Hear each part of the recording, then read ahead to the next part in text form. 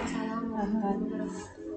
Hatur nuhun atas nyempatkeun waktos kanggo berdiskusi terutama teh berdasarkan hasil rapot pendidikan 2025 ya Bu ya, bahwa ada penurunan pada literasi dan numerasi punya, terutama numerasi yang turun cukup tajam menjadi 25% siswa yang mencapai kompetensi minimum. Soal Ibu, hasil Saperpers itu apa yang ingin dicapai dalam 1 tahun ke depan?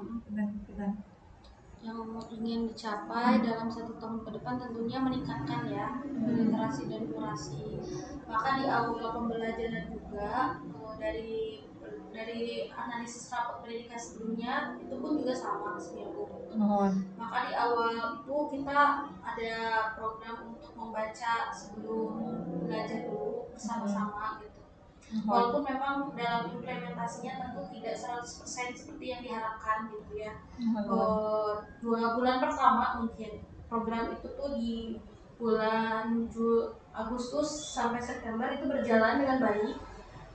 Namun ya karena memang anak-anak itu ada kayak merasa bahwa kayak apa ya bosan gitu ya, tercapai ya punya anak-anak kembali lagi mau literasi.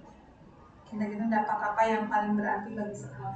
Ya target dicapai ya dari dampak literasi itu ya memang nanti untuk di di ANBK selanjutnya gitu ya, di asesmen tentu mereka sudah terbiasa gitu dengan numerasi dan literasinya dan bisa menganalisis gitu ya, terutama gitu dalam bagaimana menjawab soal.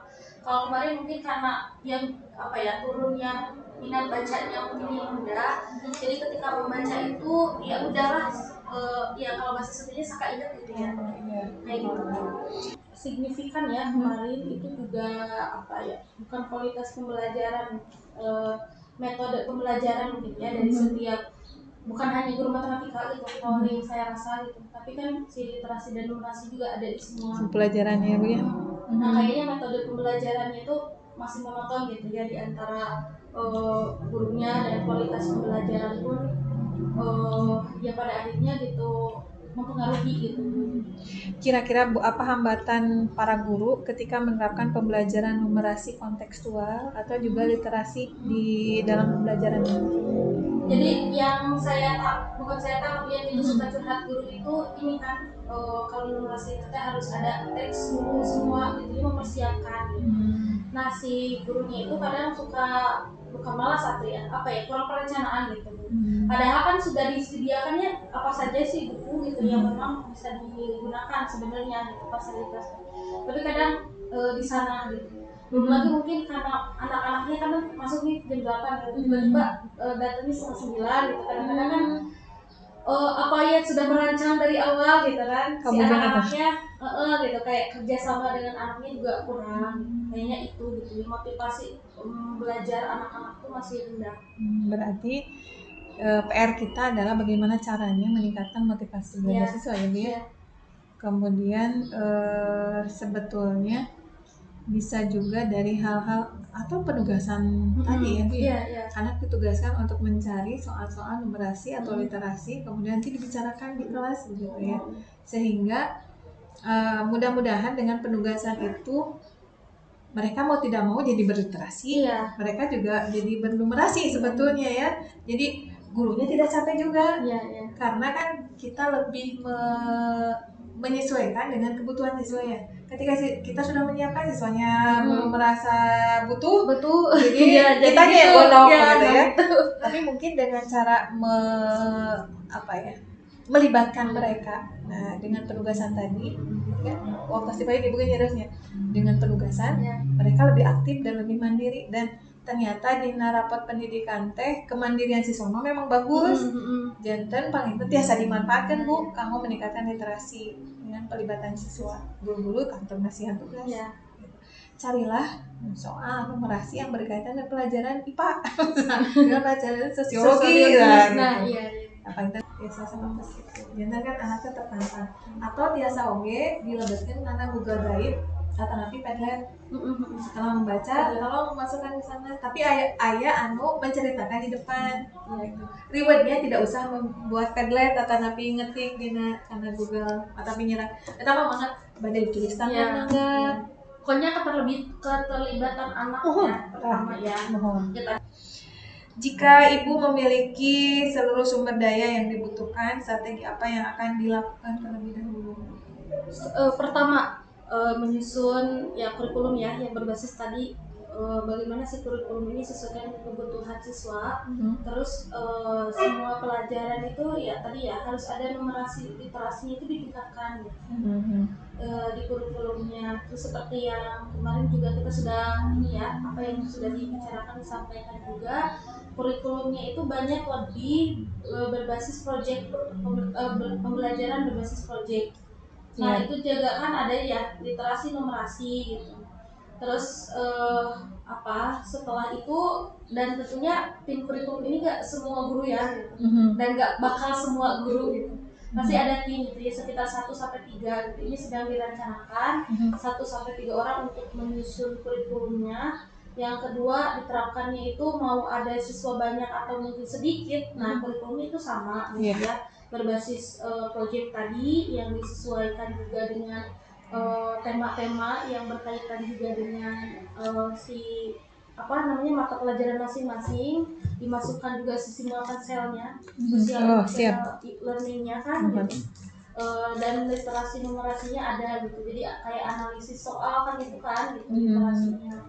Selanjutnya udah buat kurikulum, tentu bagaimana si kurikulum ini tuh menjadi peta gitu ya di SMA di sini gitu ya untuk secara implementasinya benar-benar gitu diimplementasikan gitu. Siap. Nah tadi kita akan menyusun kurikulum sesuai dengan kebutuhan ya Bu ya. Nah bagaimana ibu bisa tim ibu nanti kurikulum itu bisa membuat kurikulum yang sesuai dengan kebutuhan. Itu langkahnya seperti apa? Nah langkahnya itu pertama mau minta dulu capaian pembelajaran dari masing-masing guru. Kemudian nanti juga dibantu AI ya, kayaknya nggak mungkin untuk kita untuk analisis satu persatu gitu dan lain sebagainya. Setelah itu mungkin dirumuskan gitu ya supaya si kurikulum ini tuh nggak kayak belibet atau apa gitu, disederhanakan. Nah masing-masing dijadikan modul gitu ya, gitu harapannya dijadikan modul. Nanti disosialisasikan ke guru-guru, ini loh hasil modulnya gitu. Nah guru-guru nanti mengimplementasikan sesuai apa tadi, mau dikelompokkan, mau berbasis tugas gitu. Siap. Nah apakah nanti tim kurikulum ini akan melibatkan siswa juga? Maksudnya diberikan angket gitu, sehingga apa yang menjadi kebutuhan siswa itu memang betul-betul kebutuhan mereka, bukan dari kita hanya sekedar melihat dari capaian dari data saja. Berarti alangkah baiknya kalau ada pelibatan siswa. Ada pelibatan siswa ya. Nanti akan seperti apa pelibatan siswa? Pelibatan siswanya itu tentunya angketnya juga bisa Google Form ya sekarang itu, ataupun one on one juga maksudnya kayak dikelompokkan tadi gitu ya, mencoba untuk ini bagusnya gimana gitu, ada diskusi lah dan bukan hanya oleh saya gitu ya, tapi tadi siap. Jadi mungkin ada FGD begitu ya. FGD siswa, kemudian siswa menyampaikan apa yang diinginkannya, atau kadang-kadang mungkin siswa nggak kepikiran sebetulnya mah. Kepikiran sih Bu. Jadi kalau bisa kita angket, nilainya diisi kayaknya. Kapan mau dimulainya? Sekarang kita sedang menyusun timeline dari grade ini gitu ya, Juli gitu. Dan kita fokuskan sekarang itu sebenarnya ada timnya itu ada tim SPMB khusus, ada tim kurikulum yang tadi gitu. Kalau tim kurikulum itu ya termasuk saya juga kan kemana-mana gitu ya. Cuman yang si 2 orang ini mau di coaching buat ya tadi gitu supaya apa yang menjadi harapan, dan mungkin ibu juga kemarin dari beberapa guru sudah melihat juga gitu ada yang memang sudah sudah satu jalan gitu ya. Ya, hatur nuhun, mudah-mudahan apa yang dicita-citakan berjalan dengan lancar sesuai dengan timeline yang diharapkan, terbentuknya kurikulum yang khas ya untuk Asika. Terus hal-hal yang sudah baik tetap dipertahankan dan menjadikan praktik baik padanya. Kemudian sel itu akan jadi primadona ya, menjadi fondasi untuk kegiatan yang lainnya. Mun atur nuhun Ibu, saya tambahkan kalau sesi